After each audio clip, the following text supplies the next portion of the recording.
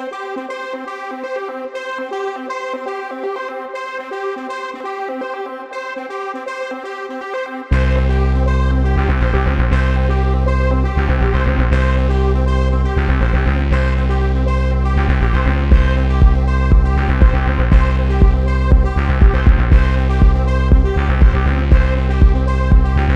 m'appelle Malik Ogas, j'ai 30 ans, je suis originaire du sud, de Châteauneuf-les-Martigues, à côté de Marseille.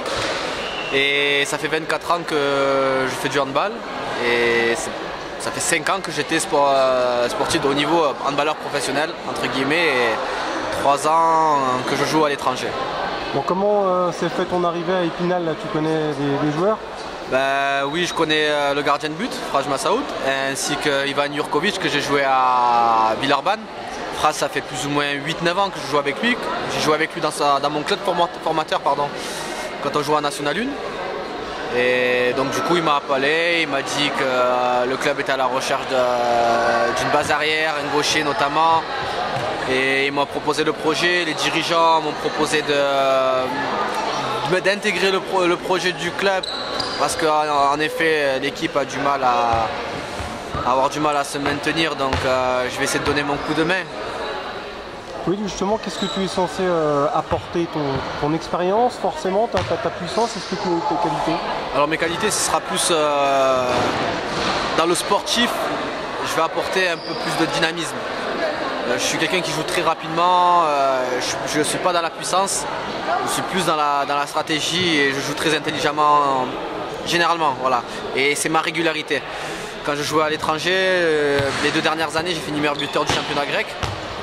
Et voilà, je vais essayer d'apporter mon dynamisme et en dehors du sport, je vais essayer d'apporter aux jeunes mon expérience et tous les détails qu'il y a à apporter extra sportifs et essayer d'apporter aussi mon expérience que j'ai pu vivre à l'étranger. Enfin, maintenant j'ai 30 ans, ça fait plus d'une vingtaine d'années, comme j'ai dit, 24 ans que je fais du handball.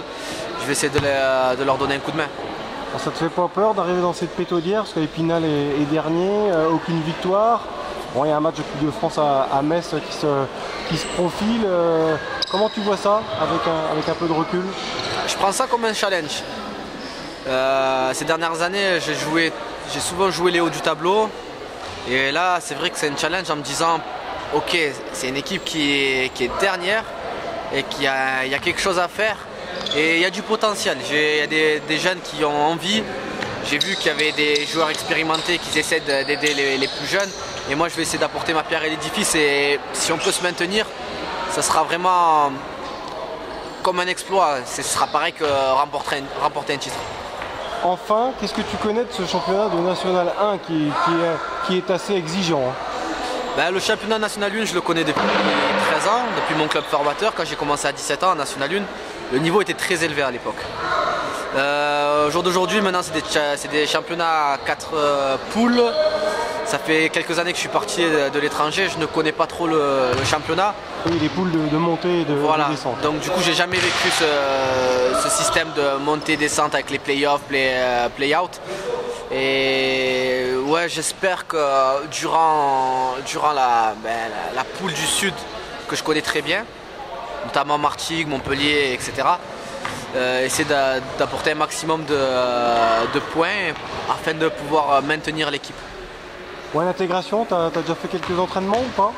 Ouais, j'ai commencé depuis lundi, tout se passe bien, les entraînements sont corrects. Et depuis les 2 derniers entraînements, on s'est bien envoyé avec l'équipe là pour qu'on puisse se booster. Déjà, notamment on a Metz, ce sera plus ou moins un match de préparation. Et la semaine d'après, on aura Besançon qui sera un prétendant à la montée en Pro League. Donc je pense que ce sera une bonne expérience. Et une bonne expérience pour les prochains matchs. Et une bonne préparation pour la suite des aventures.